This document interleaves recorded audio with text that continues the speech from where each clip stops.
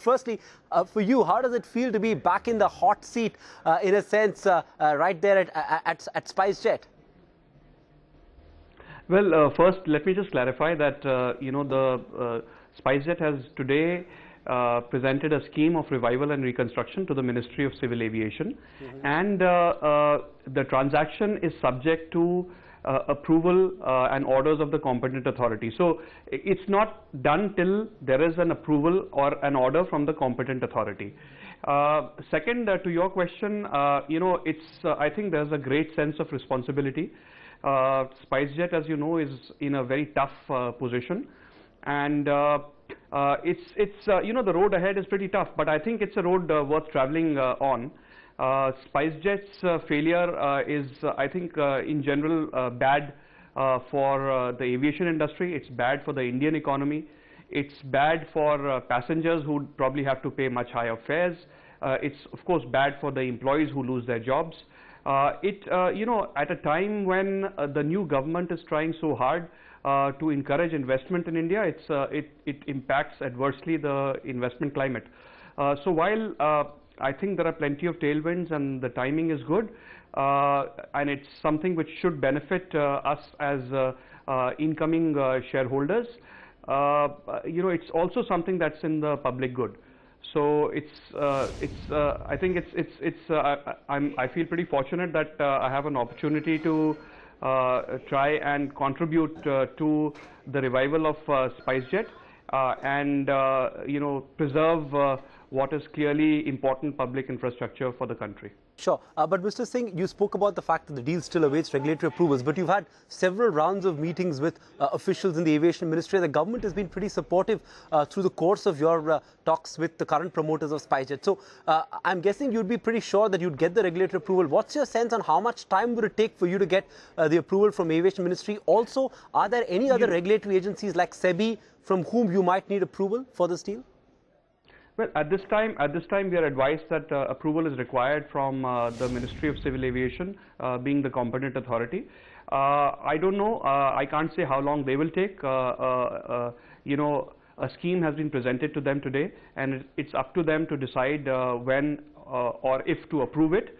To your point on support, I think I've found a vast amount of support all around.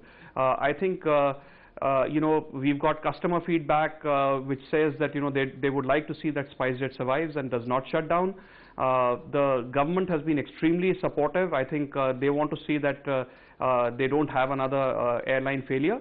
I think the vendors and SpiceJet's partners have been extremely supportive, and of course the employees of SpiceJet have been very enthused by the fact that we will be traveling together on a very tough road ahead. Right. Mr. Singh, you've so far not divulged whether you will be investing with a consortium, or is it going to be only you in your personal capacity? Would it be fair to assume that it will be more than a couple of financial investors who will be joining you as you make this investment in SpiceJet? Well, at this time, those issues are protected by non-disclosure agreements of investors, and so it won't be fair to comment on that. What is envisaged, subject, of course, to orders and approval of the competent authority, is that there is a transfer of ownership, management, and control from Mr. Maran to me. But would you be open to potentially roping in an Indian strategic partner as well? Is that something that you'd be open to doing? I'm not saying you've done already, but is that something that you'd be open to? It's too early to say. I mean, we of course are in conversation with some investors who are in the process of looking at the transaction and independently doing diligence. So we will take it as it comes. We've started on this road, and we are confident that we will find the investors and ensure that SpiceJet survives. Sure. I understand you're not in a position to share too much details on the structure of the deal, but just for the sake of the understanding of investors especially, would it be structured in such a way that it could trigger an open offer? Would you need a SEBI approval for that? Can you just clarify on that one piece as well? Well, as advised, currently it will not trigger an open offer, but you know, it's as I said, subject to all forms of approval, which is something that the lawyers are working on currently. Specifically, as far as the turnaround plan is concerned, Mr. Singh, you understand the aviation sector pretty well. Obviously, the economics of running an airline have changed significantly in the last 12 months or so, with crude prices coming down substantially. What specific plans do you have as far as the turnaround of SpiceJet is concerned? Well, as you said, there are plenty of tailwinds.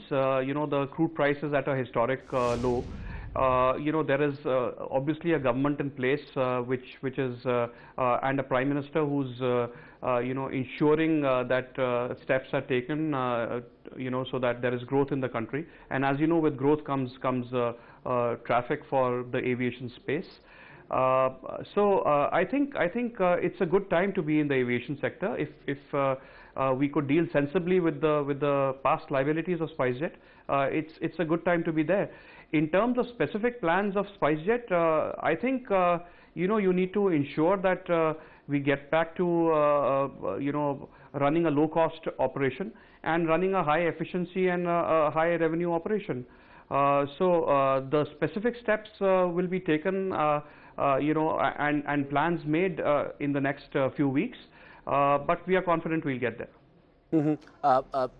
Also, in terms of right sizing, there's been quite a few reports in sections of the media on, you know, on a lot of layoffs. That I'm sure that scared a section of employees as well. Could you clear the air on how much of right sizing? I'm guessing you will need to do some amount of right sizing to make the airline more efficient, and you know, as you come up with a new business model. But what specific plan do you have as far as right sizing the operations are concerned?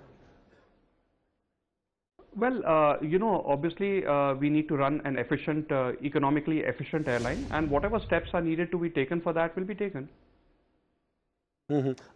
So far, SpiceJet has largely been a south-focused carrier. A lot of their operations, you know, have been in the southern market.